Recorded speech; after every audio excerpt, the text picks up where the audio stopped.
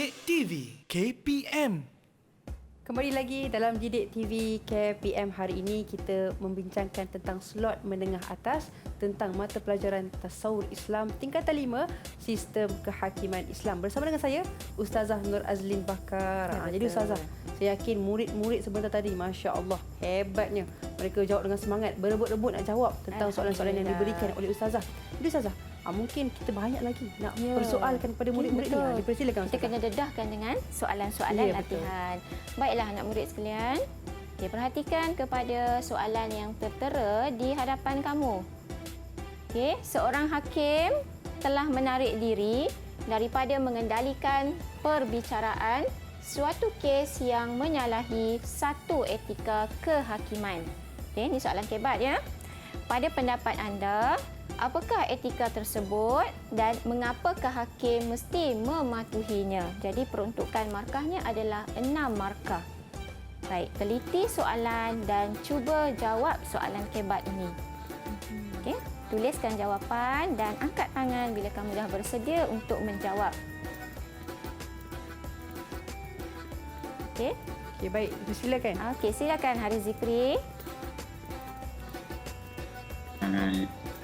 Tersebut adalah hakim dilarang menghakimi orang ada kepentingan dengannya seperti kaum keluarga dan sahabat supaya keputusan yang dibuat oleh hakim adalah tepat. Hal ini penting seorang hakim tidak mengikut emosi disebabkan hubungan persaudaraan yang wujud antara mereka. Seterusnya, seorang hakim perlu menjaga adab dan etika dalam menjalankan tugasnya agar keputusan yang dibuat dah adil. Baik. Apakah skema jawapannya? Okey, kita perhatikan jawapan. Baik. Saya ulang semula jawapan. Etika tersebut ialah hakim dilarang menghakimi orang yang ada kepentingan dengannya. Baik, satu markah di sini iaitu isi seperti kaum keluarga dan sahabat. Okey, di sini satu markah lagi untuk huraian supaya keputusan yang dibuat oleh hakim adalah tepat. Okey, satu markah lagi untuk huraian lengkap. Hal ini penting untuk memastikan seorang hakim tidak bertindak mengikut emosi. Satu lagi markah untuk huraian lengkap. Disebabkan hubungan persaudaraan yang wujud antara mereka. Baik, satu lagi markah. Tuntasnya, seorang hakim perlu menjaga adab dan etika dalam menjalankan tugasnya agar keputusan yang dibuat adalah adil. Baik, jadi 6 markah. Baik, jadi Ustazah nak beri markah lah dulu kepada Haris Zikri. Baik, tanya Haris. Ini Ustazah kan? Ini dah jawapan lengkap. Ya. Untuk dapatkan 6 markah. Ya, betul. Baiklah, kita teruskan ya untuk soalan yang seterusnya. Baik, soalan perbincangan dalam kotak yang berwarna hijau ini. Baik, terdapat segelintir masyarakat menyatakan bahawa sistem kehakiman Islam bersifat zalim dan ketinggalan zaman. Setujukah anda dengan pernyataan tersebut? Okey, perhatikan elok-elok pada soalan ini. Dia tanya, setujukah anda? Jadi macam mana cara nak menjawab jika soalannya sebegini? Okey, silakan. Tuliskan jawapan dan sila jawab bila dah siap. Okey. Saya nampak Farhan tadi Ustazah. Farhan? Okey, silakan Farhan. Saya tidak bersetuju. Sumber asas kehakiman Islam adalah daripada wahyu Allah Subhanahu Wa Taala. Sebarang keputusan dan tindakan hakim mesti berasaskan panduan Al-Quran dan Al-Hadis. Wahyu daripada Allah Subhanahu Wa Taala berkala sehingga ke hari kiamat. Semua hukuman yang dijatuhkan adalah berdasarkan prinsip kita perlu mengamalkan sistem kehakiman Islam agar dapat mengelakkan kezaliman. Baik, terima kasih Farhan. Baik, kita semak jawapan. Okey, jika soalan ada perkataan setujukah anda, maka jawapannya sama ada saya bersetuju atau tidak bersetuju. Perlu dinyatakan. Baik, saya tidak bersetuju. Sumber asas kehakiman Islam adalah daripada wahyu Allah Subhanahu Wa Taala. Sebarang keputusan dan tindakan hakim mesti berasaskan panduan Al-Quran dan hadis. Okey, huraian lengkap, 1 markah. Wahyu daripada Allah Subhanahu Wa Taala berkekalan hingga ke hari kiamat. 1 lagi markah. Semua hukuman yang dijatuhkan adalah berdasarkan kepada prinsip keadilan. Dan kita akhiri dengan kesimpulan, tuntasnya kita perlu mengamalkan sistem kehakiman Islam agar dapat mengelakkan kezaliman. Jadi 6/6 markah di sini. Baik, jadi Ustazah bagi markah dulu kepada Farhan. Baik, tahniah Farhan. Okey, kita teruskan kepada soalan perbincangan yang seterusnya. Baik, boleh Ustazah minta tolong anak murid yang boleh bacakan soalan ni? Ada yang boleh baca soalan? Silakan. Nampak tak? Siapa boleh bantu Ustazah? Baik, Okey, silakan Haris Zikri.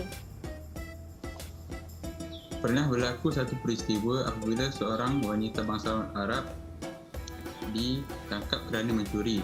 Setelah dibicarakan dengan sabit kesalahannya, maka hukuman telah dijatuhkan atas wanita tersebut. Namun memandangkan status kedudukannya yang tinggi, beberapa orang sahabat meminta supaya wanita ini dikecualikan daripada hukuman tersebut.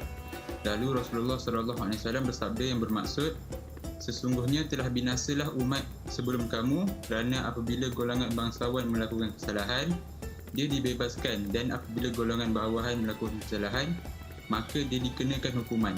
Demi Allah, kalau Fatimah sekalipun yang mencuri, tangannya akan dipotong. Baik. Soalannya, apakah matlamat sistem kehakiman yang sesuai dengan kisah di atas? Baik, apakah jawapannya? Silakan Hafizuddin. Jawapannya adalah menegakkan keadilan. Baik, kita semak jawapan. Jawapannya adalah menegakkan keadilan. Okey, 2 markah untuk Hafizuddin. Baik, Ustazah bagi markah dulu. Baik. Okey, baik. Seterusnya, boleh sesiapa tolong bacakan hadis ni? Siapa yang ingin bacakan hadis? Silakan. Ada?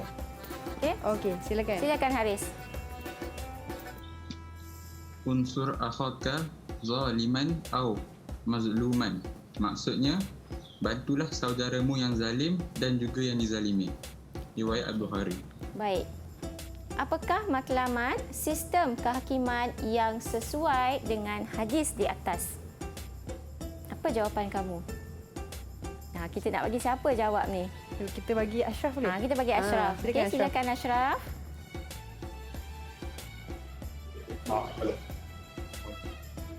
Matlamatnya adalah membela orang yang dizalimi. Baik, kita semak jawapan. Okey, membela orang yang dizalimi. Okey, baiklah anak murid sekalian. Okey, Ustazah nak kamu sebut semula, bagi jawapan pada Ustazah. Baik, apakah maksud kehakiman Islam? Baik, siapa boleh bantu? Apakah maksud kehakiman Islam? Silakan siapa yang ingin memberikan maksud kehakiman Islam? Bantu Ustazah. Okey, silakan Ashraf. Nak bagi ganjaran ni. Okey, silakan. Maksud sistem kehakiman Islam ialah menyelesaikan pertikaian atau tuntutan dua belah pihak atau lebih melalui proses undang-undang berdasarkan hukum syarak. Okey, baik. Tepat sekali. Ustazah bagikan mata ganjaran dulu kepada Ashraf. Jadi itu dia Ustazah. Jawapan daripada murid-murid kita kepada persoalan yang diberikan oleh Ustazah. Jadi Ustazah, baik. mungkin boleh berikan markah keseluruhan buat murid-murid kita? Okey, baik. Kita kira dulu markah keseluruhan. Untuk Farhan, kerana ada lagi penglibatan aktifnya tadi, Ustazah terlupa nak memberikan mata pada Farhan. Ustazah tambah lagi 1 kepada Farhan. Okey, jadi 3 mata untuk Farhan pada hari ini. Kemudian untuk Haris Zikri, Ustazah tambah juga 1 lagi bonus kerana memberikan jawapan yang sentiasa tepat. Baik, untuk Haris Zikri, markah keseluruhannya adalah 4 mata. Baik, diikuti dengan Ashraf. Okey, Ashraf markahnya adalah 4 mata juga, dan diikuti dengan Hafizuddin juga adalah 4 mata. Jadi, fahamlah Ustazah bahawasanya kamu telah berjaya menguasai hasil pembelajaran kita pada hari ini. Itu dia. Jadi Ustazah, kalau lah contoh, bukan murid-murid di Google Meet sahaja, bahkan di luar sana, bagaimana kalau mereka nak buat latihan tentang sistem kehakiman Baik. Islam? Anak-anak murid boleh merujuk kepada sumberku. Di situ terdapatnya nota dan juga bahan-bahan latihan yang berkaitan dengan subjek kita pada hari ini, Tasawuf Islam 5226 untuk tingkatan 5. Baik, itu dia. Jadi Ustazah, mungkin boleh rumuskan tentang tajuk kita pada hari ini, mata pelajaran kita? Sebagai satu rumusannya adalah sistem kehakiman Islam amat penting untuk ditegakkan di atas muka bumi ini kerana tanpa kehakiman Islam tidak akan terbelalah nasib orang yang dizalimi, dan kita juga perlu menegakkan keadilan walau di mana sahaja kita berada. Itu dia perkongsian dan penjelasan daripada Ustazah mengenai topik mata pelajaran Tasawur Islam, sistem kehakiman Islam. Dan terima kasih Ustazah. Sama-sama. Dan terima kasih kepada semua murid-murid di Google Meet bahkan di seluruh Malaysia. Jadi mudah-mudahan kita dipermudahkan urusan kita dalam pembelajaran kita. Dan insya-Allah kita bertemu lagi di lain hari. Saya tutup dengan Assalamualaikum warahmatullahi wabarakatuh.